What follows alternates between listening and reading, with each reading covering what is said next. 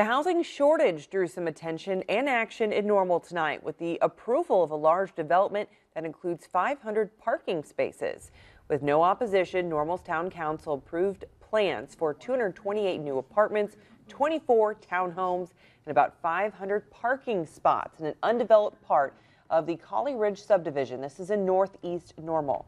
With a large crowd, residents said the plans for the Essex contradict what was promised in the past, that the entire subdivision would be reserved for single-family homes.